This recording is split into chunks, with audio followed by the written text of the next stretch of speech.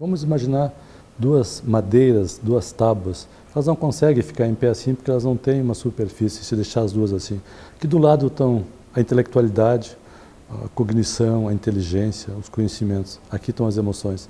Para a nossa vida andar, elas precisam, para ficar em pé, precisam se ancorar uma na outra. Duas madeiras ancoradas, elas permanecem em pé.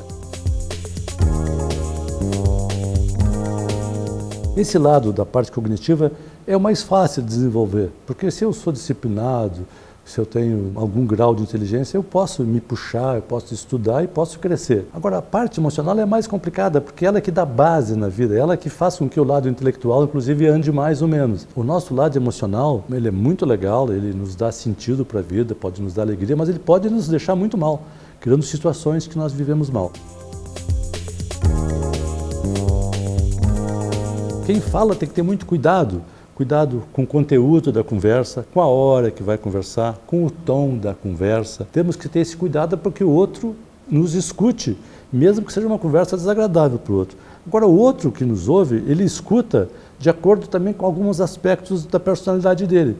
Se uma pessoa é desconfiada, ela pode achar que eu estou falando mal dela. Se uma pessoa é irritada, ela pode achar que eu estou instigando para que ela se irrite. Então, nós temos que ter muita atenção quando falamos, porque às vezes nós dizemos alguma coisa para uma pessoa e ela nos responde algo que não tem nada a ver com aquilo que nós falamos. Evidentemente, isso é um sinal que tem um distúrbio do lado de lá, que a pessoa ouviu mal, elaborou mal e devolveu mal o que eu quis dizer. Posso tentar de outro jeito, dizer, olha aqui, ó, eu vou repetir, talvez, eu acho que eu me expressei mal, tu não entendeste bem. Eu, por exemplo, como psicoterapeuta, às vezes eu pergunto para um paciente, escuta, tu entendeu o que eu quis te dizer? Porque às vezes o paciente não entendeu e fica com vergonha de dizer. Então olha como é importante, né? A gente fazer perguntas também, né? Ao invés de ter respostas.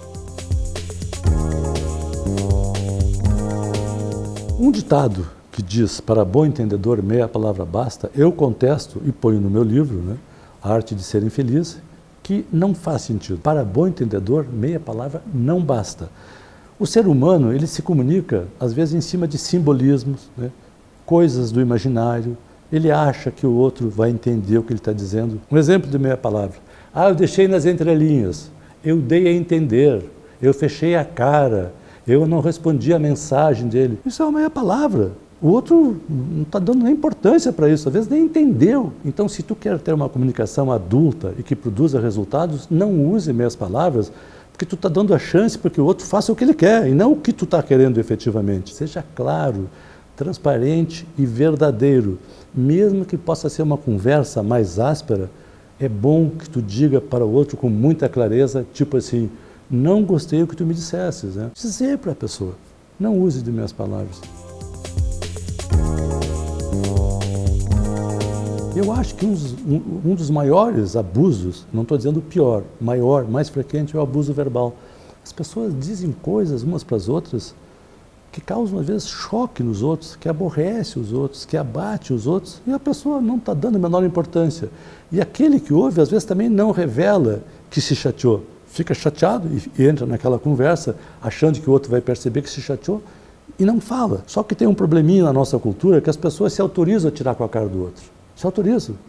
Os homens fazem muito isso, pegam no pé do outro, né? Às vezes tu encontra uma pessoa que fez um regime, que está elegante, e o cara diz assim, pá, está com AIDS, está morrendo. Ou seja, nem perguntou, olha, estou te vendo, está elegante, né? A pessoa já sai, né, jogando em cima do cara alguma coisa que soa como agressiva. Então, eu acho que é importante que as pessoas falem isso. Sempre tem uma esperteza de quem é um abusador verbal. Se o outro acusa o golpe e diz, não gostei disso, existe uma tendência da pessoa dizer o seguinte, ah, foi uma brincadeira, tu não tem bom humor. Não, não é brincadeira, não. Isso não é falta de humor, isso é sensibilidade. É bom que nós digamos isso ao outro. Isso vai melhorar nossas relações. O ser humano, hoje em dia, ele fica muito seduzido pelas mídias sociais. As mídias sociais, todo mundo está feliz da vida, aproveitando a vida, curtindo a vida. Isso é tudo uma coisa, faz de conta, né? Porque a gente não sabe se aquilo está acontecendo efetivamente, mas toca muito nas pessoas, a pessoa tem uma sensação que ela é infeliz, a única infeliz do mundo, e que os outros são muito felizes. Eu percebo muito que as pessoas ficam desejando coisas. Aí deseja aquela coisa como se aquela coisa fosse fazer muito bem para a vida dela. Ela alcança aquela coisa, compra um carro novo, faz uma viagem, mas ela percebe que depois que aconteceu aquilo, passou o efeito, não acumula dentro dela. E aí corre-se o risco de ficar um vazio permanente. Porque as pessoas tendem a buscar fora delas situações para preencher os seus vazios. A vida é feita de vazios. A vida é difícil, a vida é feita de perda, sofrimento, então nós sempre carregamos alguns vazios. Se esses vazios vão crescendo muito, a gente pode ficar deprimido. Mas as pessoas tendem a querer preencher os vazios através de coisas de fora. Viajar, fazer festa, beber. Só que isso não preenche. Isso é passageiro. Isso é um engodo. Isso é fictício. Então, assim, nós temos que valorizar as coisas que são possíveis na vida. A vida é assim, de pequenas buscas, pequenos preenchimentos. Eu acho que as pessoas, assim, elas vão esquecendo as coisas que elas conquistaram. Estão sempre em busca de uma coisa maior.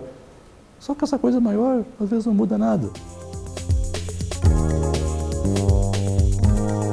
Outra coisa que eu acho que é muito importante também, que eu também gosto de desenvolver quando faço esses meus workshops e as palestras, é o sentimento de culpa. Eu sempre conto uma história da minha mãe, que foi uma história triste na minha vida. A minha mãe, ela faleceu num desastre de carro, ela tinha 70 anos, ela estava em Porto Alegre, ela era casada pela segunda vez, o esposo dela estava morrendo, estava em coma, e eu disse para ela, mãe, vai à praia lá, visitar lá uma irmã minha, que eu fico aqui tomando conta do teu marido, que era uma pessoa bem legal.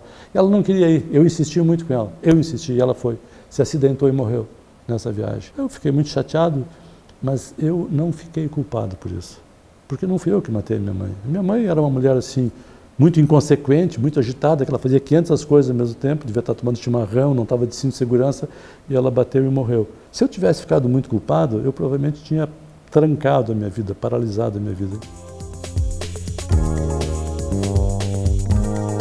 Toda pessoa que é um pensador gosta de ter as suas teorias. Então tem as teorias freudianas, as teorias junguianas. Eu resolvi então também criar as minhas teorias, né? Então tem 3 teorias tombinianas. Primeira teoria, a vida não lhe deve nada. O que eu quero dizer com isso? Se o cara foi bom, se não foi bom, se fez, se não fez, se foi bacana, se foi religioso, não importa. A vida vai acontecer do mesmo jeito. Não tem nada que ver com o que nós fizemos, deixamos de fazer. A vida acontece, então a vida não nos deve nada. Nós temos que fazer as coisas porque são legais. A segunda teoria, quem tem mais, oferece mais. O que eu quero dizer com isso? Se eu tenho mais capacidade, mais competência, mais traquejo, mais vivência, eu tenho que ter mais tolerância com as pessoas que estão em volta de mim, que às vezes nem todas as pessoas têm essa capacidade. Tem pessoas que são mais lentas, são mais atrapalhadas, mais confusas, né? Não sabem se expressar.